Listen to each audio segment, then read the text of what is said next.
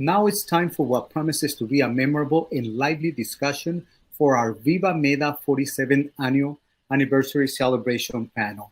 The name of it is called Joining the Movement as Changemakers, COVID-19 and Civil Rights in Communities of Color. This panel will be moderated by my good friend Luz Peña, an Emmy Award-winning video journalist for ABC 7 News here in San Francisco.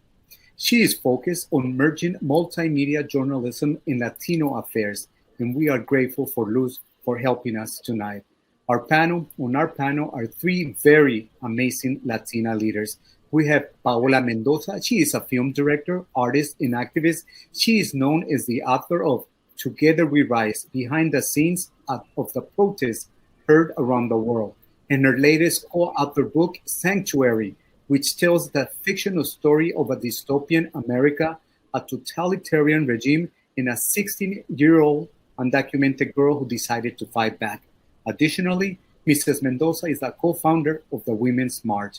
Also on this panel is Mercedes Márquez. She is a former Obama administration assistant secretary for community planning and development for HUD. And she's also a former general manager of the Los Angeles Housing and Community Investment Department.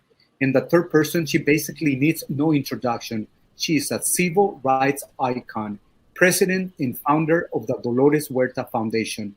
Dolores Huerta herself, a true leader in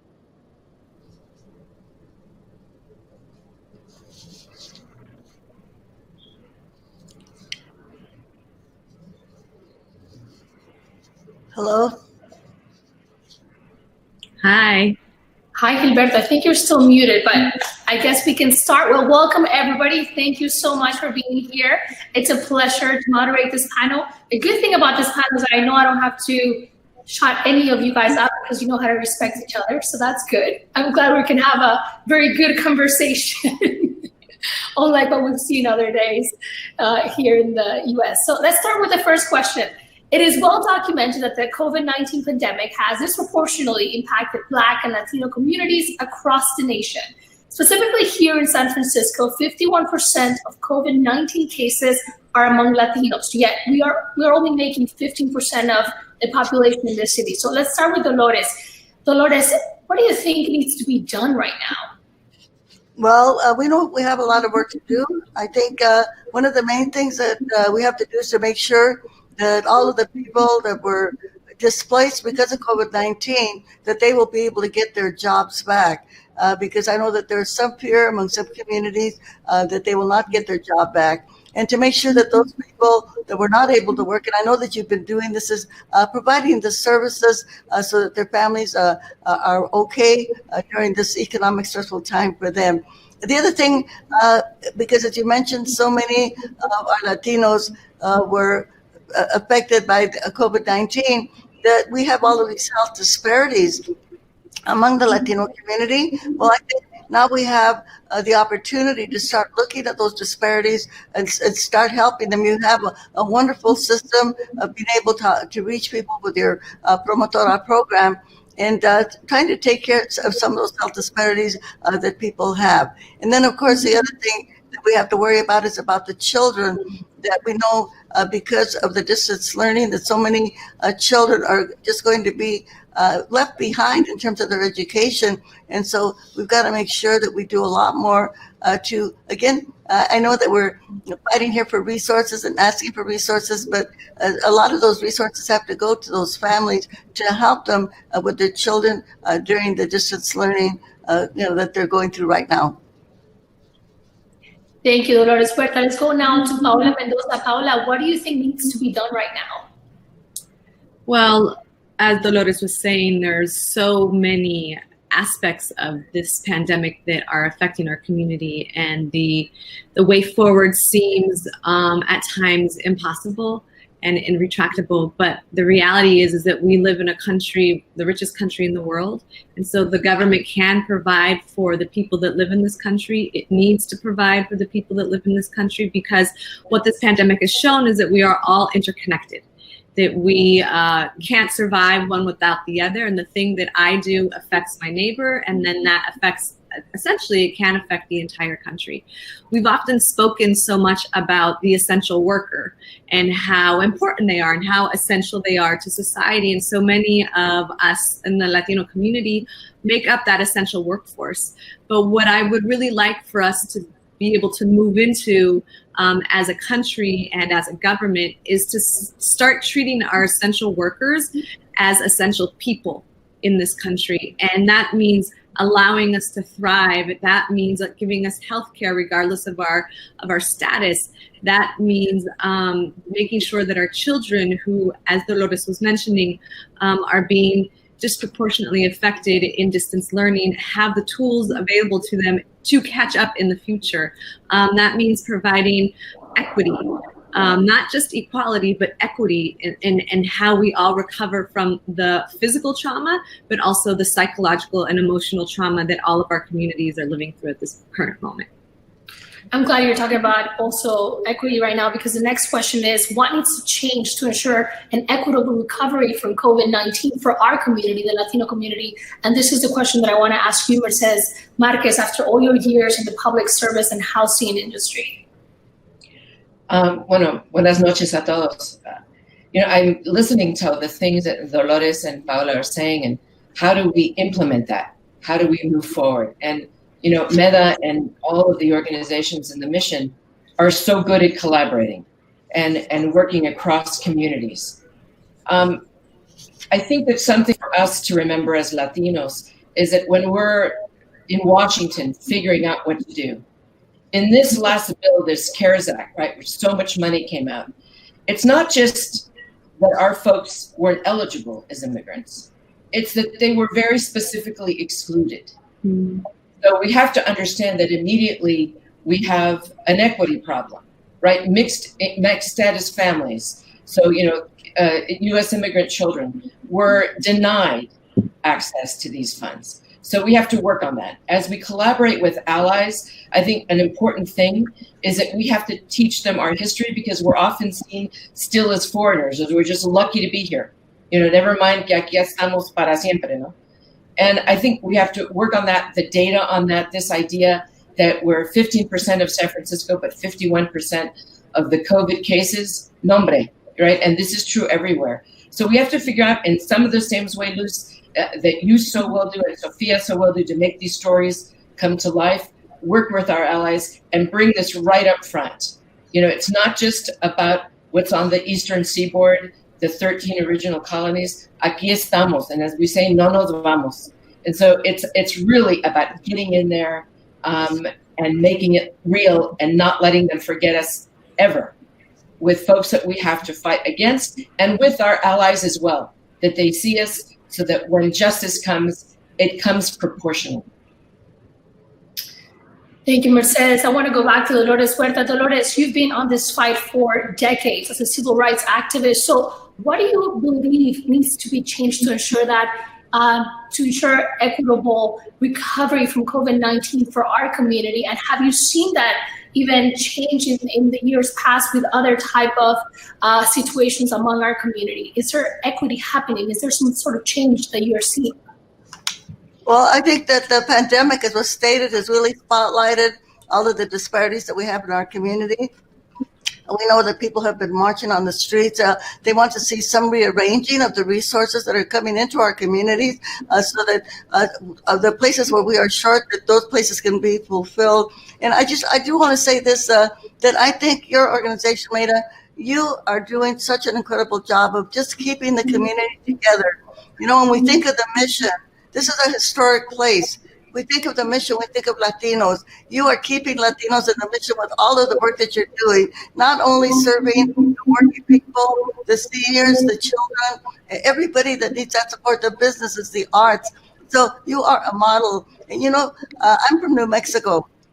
And when I go to New Mexico, I go to Santa Fe, New Mexico, and you have all the beautiful Spanish architecture. And but the one thing you don't see the indigenous people, the Native Americans. You don't see the Latinos there because they're all gone. Well, what you are doing, I want to thank you, because the mission is a historic place, and you are keeping the mission for Latinos, for all of the work that you're doing, so that they will not be pushed out, they will not be gentrified out of their homes. You are making it possible. Yes, the mission is a historic place for Latinos, and you are keeping it that way. And so I think if we can think of that model that you are doing, and really be more, maybe not, you have been very visionary to begin with, but continuing on that mission with the affordable housing that you're creating. And this is, of course, what we need. And just one more thing I just want to throw in the mix here. I think it would be great if we can really have ethnic studies in all of our schools for our children. And so that the stories of the people, of the immigrants that settle in the mission can be told to everybody. And of course, we need more money for our schools. And of course, we want to tell everybody, please support Proposition 15 for schools and communities first. Thank you, Dolores. So the next question, at last year's Viva MEDA Gala, we heard calls from reawakening of a Latino civil rights movement. Fast forward to now, 2020. Is it clear that this reawakening is well underway? This is what we're seeing among many young Latino activists. So do you believe we're seeing this reawakening of a civil rights movement? And if so, what more needs to be done to recreate real change? Let's go with Paola. Well, I think that it is an extension of the civil rights movement, of the Latino civil rights movement that has existed in this country for a long time. I don't think that it ever went away. I think that progress is not guaranteed, and we only move forward when we are pushing forward, pushing really hard. We're pushing the rock up the mountain constantly. And so I would say that right now we have a lot more people pushing that rock up the mountain, but there was always people trying to keep that rock and pushing it up slowly but surely. I'm very inspired by the young people that have been out protesting and marching and organizing and demanding a better world and pushing our values within the community, within the Latino community, into new and diverse and interesting places. That excites me. I think we see when politics and activism starts to affect culture, and so we start to see new TV shows that are celebrating us as full-dimensional human beings. We start seeing books, and we start seeing visual artists being celebrated in ways that they hadn't been possibly before. And so it is all connected, and I think that there is a large movement forward. And I also think because our communities have been attacked so viciously from politics, from right-wing extremism, from white supremacy, specifically around the past 4 years, that our community has locked arms and opened our heart and demanded that we've understood that there is safety amongst us, and that we also need to be completely accepted fully into this country, regardless of our status. And so that is also part of our movement forward within this civil rights movement within the Latino community. And I think that immigration obviously plays a major role in this issue, though it is not the main issue. But I have been so inspired by how the immigrant rights movement has been able to work through very complicated and nuanced immigration policies, and we haven't fractured. Even though they've been trying, the powers that be have been trying to fracture us, they haven't been able to. And so that is exciting, and I think we need that power and that strength as we move forward in the coming years. Thank you, Paola. So let's go back to Dolores Huerta. Do you believe we're seeing this reawakening of a civil rights movement? And if so, what more needs to be done to create that real change? And are you seeing some sort of difference between this generation and past generations that have also been on this fight? Oh, definitely. We are seeing a reawakening of every group, I think, especially people of color, especially women, while we're out there fighting for the Equal Rights Amendment, which hopefully we can get once we get, better representation, let me put it that way. But yes, there is a reawakening, and I think people are coming together. But the wonderful thing is that all of the young people out there that are now organizing, You can do it so much faster than we did back in the day because you have your cell phones, you have your computers, you have your devices, so you can mobilize people very quickly. You can exchange information. You can research to make sure that what you're hearing and what you're being told that that's the truth. So we have all of these tools right now at our disposal that we never had before. So yes, there is an awakening, there is a movement, and I believe it's going to be spreading even bigger than anything that we could imagine. So we are living in a very critical, historic moment right now in the United States of America. And we are going to continue to follow John Lewis, Cesar Chavez, Judge Ginsburg. We're going to continue to follow all of those great, wonderful heroes that we had, and of course, all of the heroes of the mission. Si se puede. It is happening. I love it. Si se puede. Mercedes, same question to you. What more needs to be done to create that change that we're eager to achieve? I agree that there is a clear spark and that technology is moving that just so much faster. And so, as that happens, the synergy is more powerful, I think. The one thing I would say is that, when I was younger, I have to say I'm a Dolores Huerta trainee. Mm-hmm. I went to SUN with Dolores' son, Fidel, and Dolores would actually come to our MECHA meetings at USC. And the one thing that we did there, apart from organizing, was that we studied so that we learned, very specifically what movements were. And I think that technology now offers that kind of opportunity for MEDA and others to lead teach-ins now. What does it actually mean to organize? What is a movement, which is intentional? It's something that's organized around a certain vision and goals. It studies its own progress. It readjusts. It's flexible. And these are the things that I think we need to do, because it is the way that we start to mature in our struggle. It's the way that we learn what personal responsibility is and how we accommodate our agreement to spend our life this way, how we integrate that. And these are things that have to be constant threads in our life so that we don't just get tired, right? You have to study to have the muscles of a warrior. And I think that these are the things that could be done now with technology. Take all that energy we have, take this moment, and learn how to do it for the long term and be able to do it with all this technology. There's no reason why Dolores isn't teaching a course online about how you do it. Thank you. I love that. Okay, Paola, you are the example of what our generation is doing right now. I mean, you're writing books, you're directing, you're doing so much. So what gives you hope? What gives me hope is that when Dolores is going to be teaching that class, I'm going to be her first student. So that gives me a lot of hope.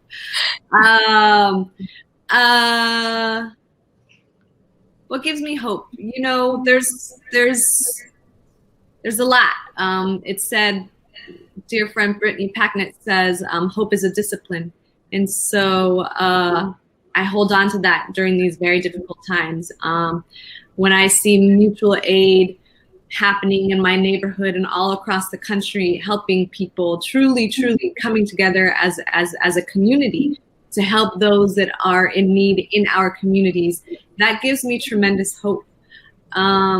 When you hear about stories of neighbors sacrificing XYZ things so they can help their elderly neighbors, that gives me hope. And I do believe that that's really who we are. That is the majority of who we are in this country.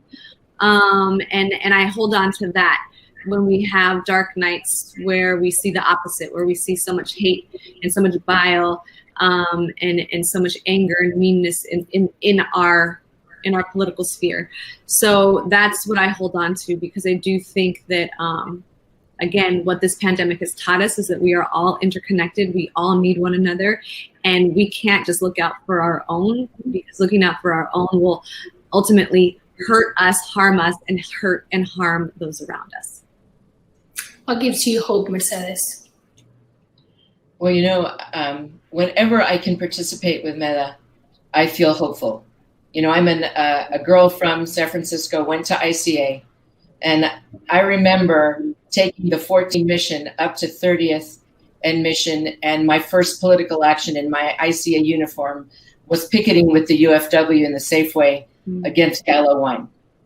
And I see here 3 generations of Latinas. And I know that in the audience, the 4th and 5th generation is there listening and acting. And boy, if you can't be hopeful about 5 generations of Latina women's kicking some butt, nothing will do it. So I'm like thrilled to be with you all. I love it. Okay, let's end it with you, Dolores. What gives you hope? Well, when I see young people marching in the streets, and when I see organizations like this organization, MEDA, and all of the work that you're doing, just bringing people together, so that the mission is not going to be just a name on a street corner, but it's actually going to be a neighborhood, and all of the people working together. And I do believe that there is a reawakening because we all realize that we are at such in a critical moment that we are living in our country right now. And so I think people are energized, but I think that we have to also give people, as was said a little while ago, give people hope so that they do not despair. And as long as we can keep talking to people and giving them examples of the victories that we had in the past, and giving them a vision for the future, so that we can live in a world where all of the resources are shared, where people do not have to suffer. We know that this is a possibility, that we are the richest country in the world, but we have to go out there and make that happen. We are the ones that have to prove that it can happen, and we have to give the example and really share the hope for everyone. And my hope, of course, and my you might say that what my so I don't get discouraged is when I think of all of the young people out there that are working, and especially when we see the rising up, and especially of the women that are now leading so many movements in our country right now. That gives me a lot of hope. I love that. Well, thank you for paving the way for all that to happen now. I mean, you've been a champion for all of us Latinos for decades. So I'm so honored that I even get to see you here through Zoom. Maybe one day we'll all get to meet in person and give a good Latino hug, a very tight Latino hug.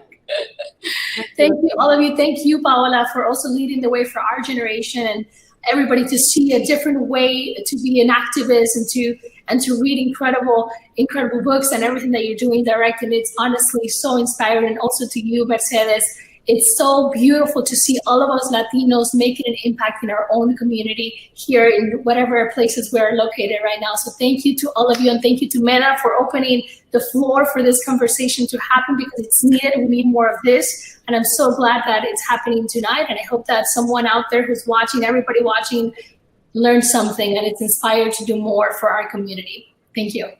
Thank you. Gracias, Luz. Y sí se puede, y sí se pudo. What an opportunity to talk to these 3 incredible Latina women. Luz, please keep up the good work you're doing at ABC 7 News.